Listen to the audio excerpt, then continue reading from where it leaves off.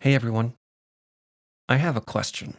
Does your 8K footage look softer than your 4K footage when you import it into Davinci Resolve? Well, actually, just for fun, I took an 8K clip and a 4K clip taken on the same lens and I imported them into Davinci Resolve. And the 8K clip actually looked a little bit softer than the 4K clip. Now, why would that be? Of course, actually, the 8K clip contains much more detail than the 4K clip, but nevertheless, the 8K clip looked softer. I was a little confused. I thought maybe my camera was broken, but it wasn't.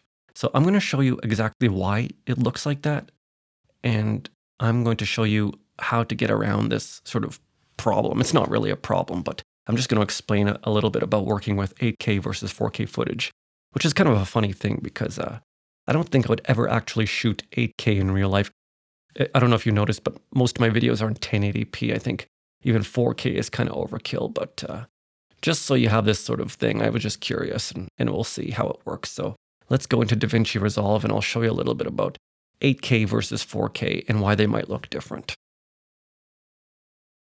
Okay, so I'm in Davinci Resolve right now and I took a sample video shot. You can see it's a sample of a bill of money because bills of money are really good for showing strange oddities in resolution, in resolving power and softness because they have such fine print.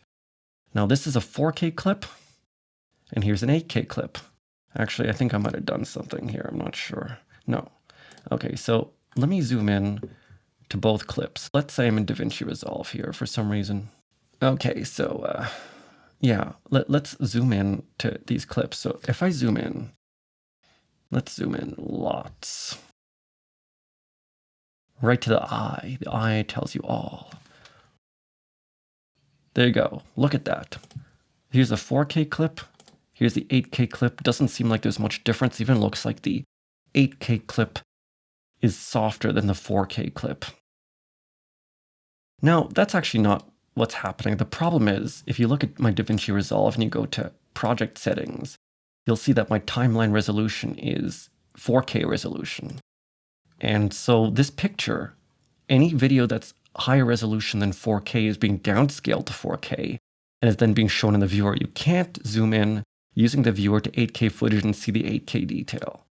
And the reason why the 4K footage looks a little bit more defined is because the 4K footage has been sharpened for 4K output in the camera.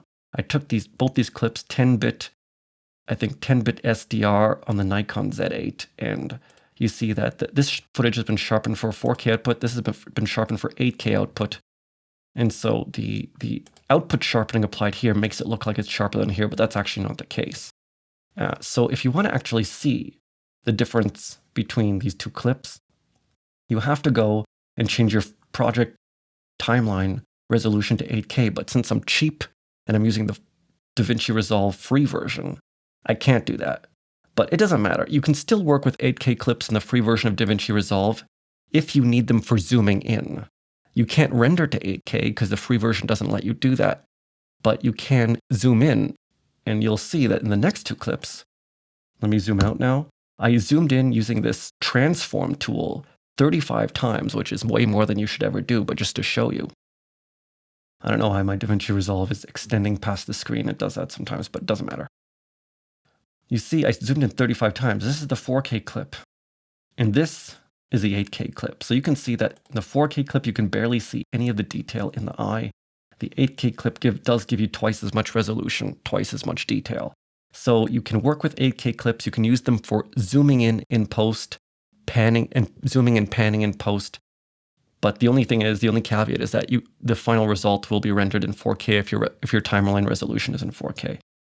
And so the thing is now, if you're mixing 8K footage and 4K footage, you might also notice that the 4K, you won't be able to see it on the screen, but the 4K looks a little bit sharper than the 8K.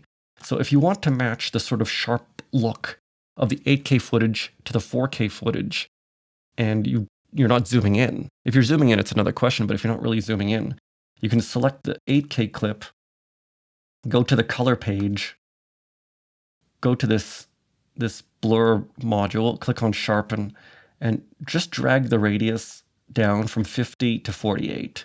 I found that if you go from 50 to 48, that's the perfect value that will pretty much match the look of the 8K footage to the 4K footage if you're actually resizing 8K to 4K. There's not really any reason to shoot 8K if you're just going to resize it to 4K. If you're not actually using the 8K footage to zoom in, you don't gain much additional detail. You're not really going to improve your video quality a lot. You will improve it a little bit, but on a 4K screen, on 4K video, you're not really going to notice it, in my opinion.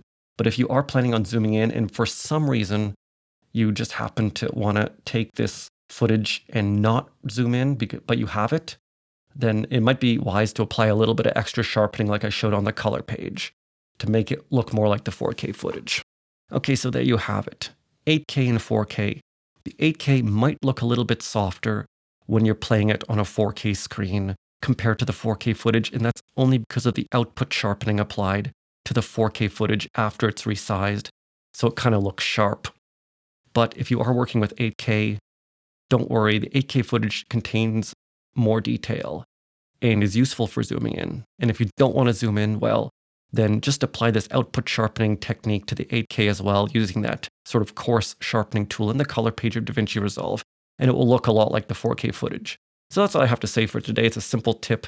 If you happen to be working with these ultra huge file sizes, then this might help you sort of work with them a little bit better. Don't worry, the 8K footage is a lot better than the 4K footage in terms of detail. But really, whether you actually need that is another question. So thanks for watching this video, and I'll see you again next time.